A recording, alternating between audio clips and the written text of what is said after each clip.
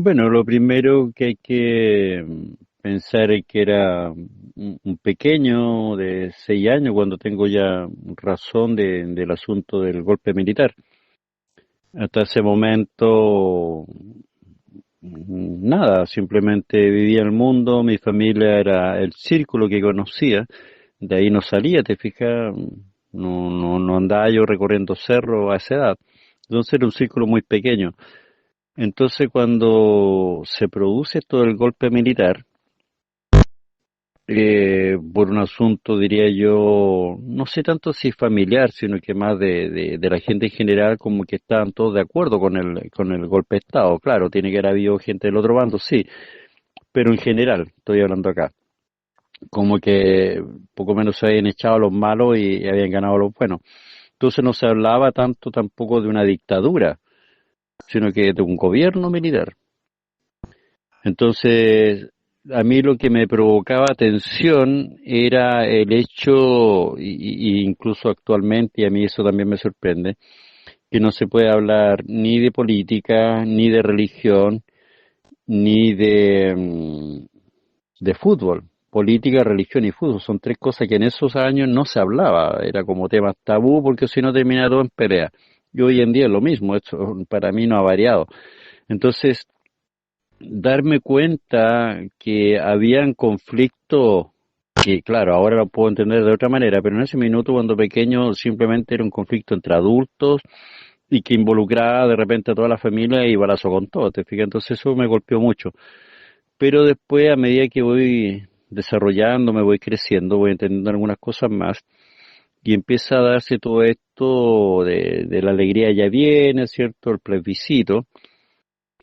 Pero a esa altura yo iba comprendiendo por mi propia cuenta que a mi modo de ver, arriba, la grande esfera eran todos lo mismo, porque no podía ser tan simple de que un bando estaba un día y el otro bando estaba el otro día. No, esto para mí era más complejo.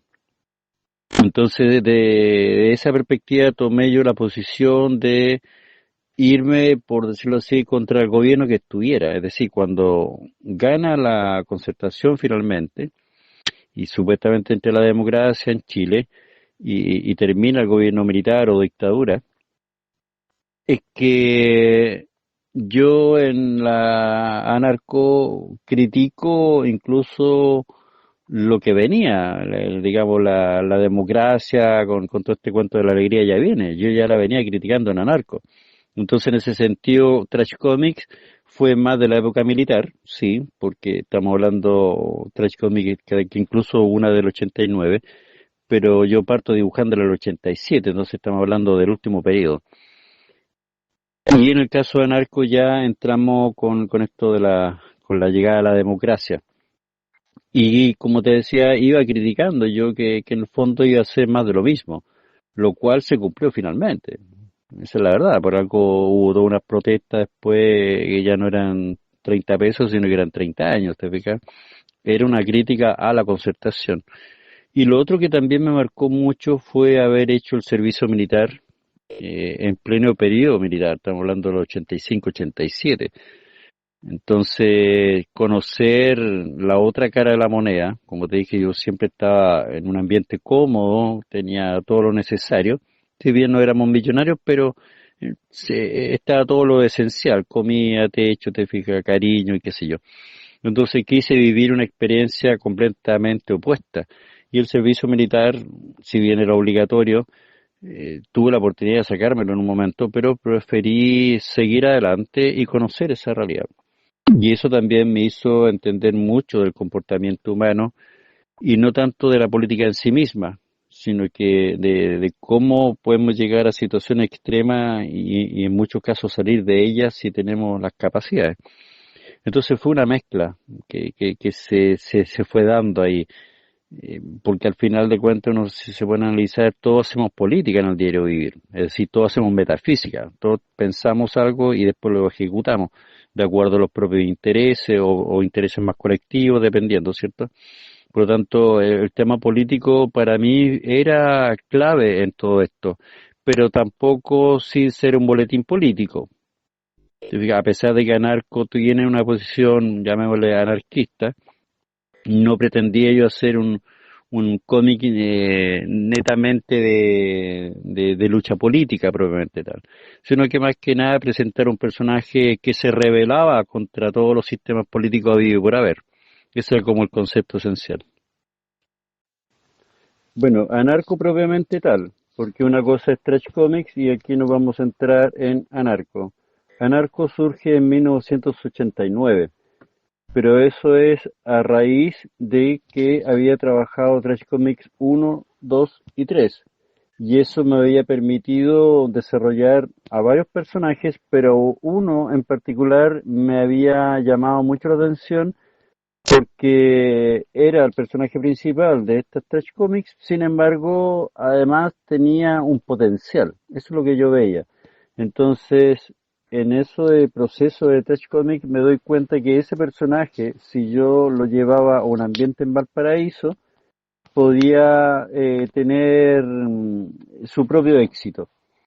Entonces, para desarrollar ese nuevo trabajo requería condiciones especiales, es decir, en este caso se presenta el editor de revista Bandido en la casa de un amigo de Pato González, quien finalmente me hizo el enganche, vio mi trabajo, es decir, vio las tres cómics y me quería publicar ese material. Entonces yo le dije, no, te voy a hacer algo especial, que era en este caso el proyecto que ya tenía en mente de este nuevo personaje.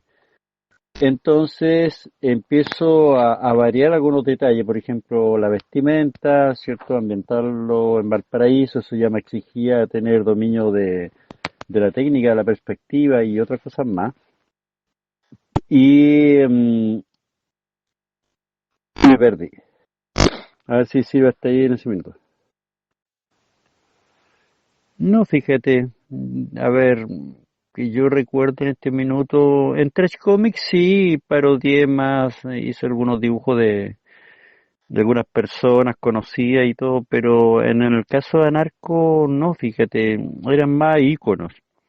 Te fijas, la policía, el Paco Rambo, el otro Paco más tontorronado, te fijas.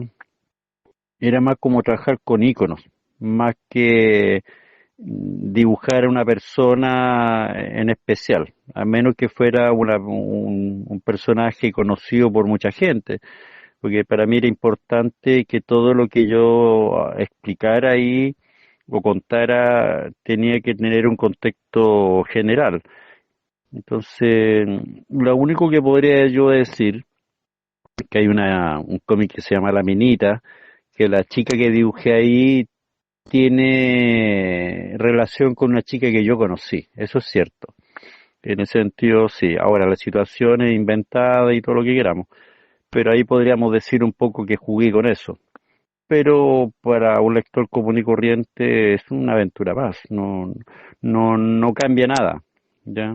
Por otro lado, dibujé también a mi chica actual en un momento, pero como digo, son cosas así muy simples.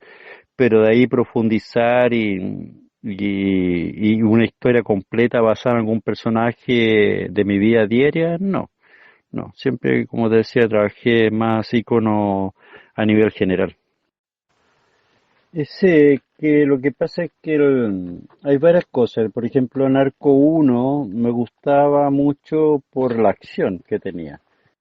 Era harta acción, el viñetaje, el montaje de página era como atractivo. Aparte que fue el primero, el que me marcó, digamos, la tendencia, por decirlo, al éxito. Fíjate, le fue bien el primer Narco. Entonces, además que tiene todo ese proceso de por primera vez verme impreso con buenísima calidad en una revista con salida de kiosco, te fijas, Narco uno en ese sentido tiene algo de nostalgia.